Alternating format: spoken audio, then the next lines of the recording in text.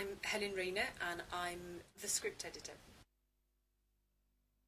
Most series have an incredibly detailed document which gives you everything from your characters' birthdays to their knicker size.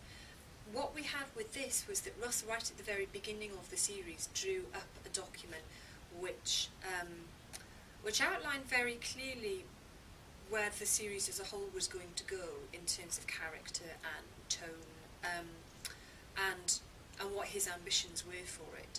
All the writers worked off a rough outline guide which gave anything from a paragraph to a single sentence about what the episode was going to be.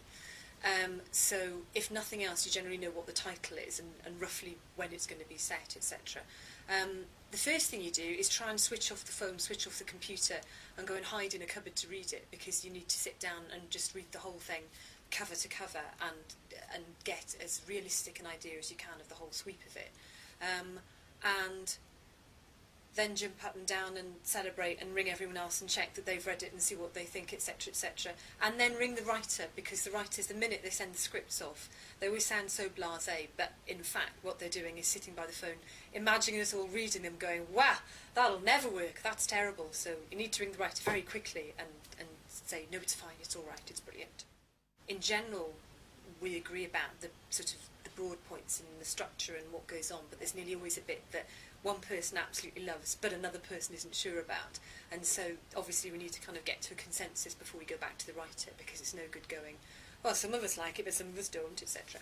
Scripts at final draft stage are often very different from how they started out, but that's just because they do grow and evolve in their own ways. I mean, it's nearly always the case that there's a character in a first draft that everyone responds to incredibly positively, and this has happened on virtually everything I've worked to, and the writer's surprised by that, because they may not actually have written that character as the main focus, or indeed thought that they were a particularly engaging character themselves.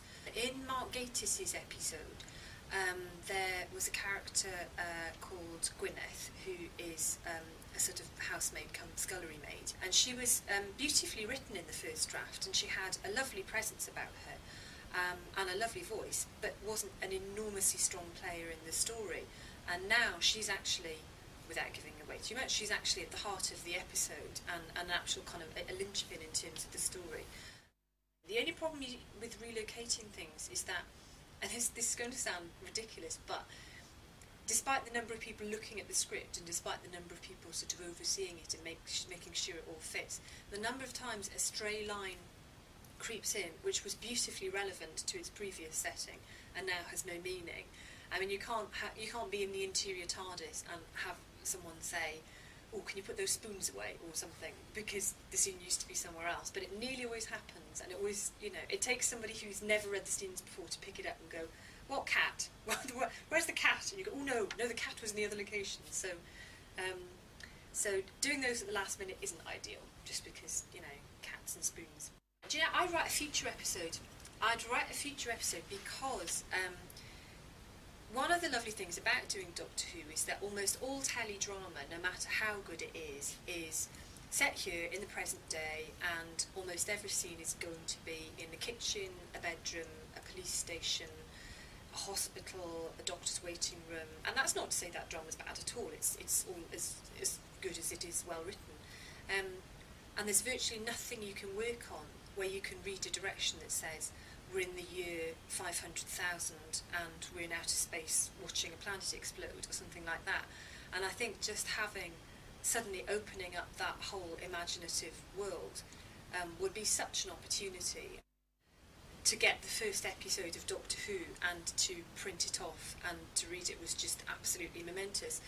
And I knew that I wouldn't be able to get a clear run at it at work, so I saved it and took it home with me and just sort of sat down in the kitchen and read it from cover to cover. And it was astonishingly exciting. It was one of those real moments that you kind of, you treasure when it's sort of the middle of the night and you're working really hard in the middle of the series. You think, no, that was a brilliant moment and that's what needs to keep us going. And then, of course, like any script, no matter how good, you get into the nuts and bolts of production, and what was a beautiful moment on page becomes quite a sort of an arid moment on a schedule, and becomes something that appears on the rushes, etc., etc.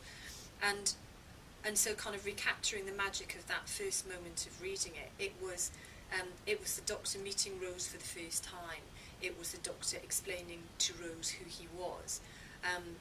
And of course it's wonderful to read, but when you actually see them doing it, and you see Chris and Billy actually standing there being the Doctor and Rose, then it was just beautiful, because Chris brought this amazing kind of quite intense passion to it, and I completely believed that Rose would say, all right, I'll go anywhere with you then. It was a real kind of bonding moment, and also to get that in episode 1 was brilliant, because I thought, oh, now they'll be absolutely fine.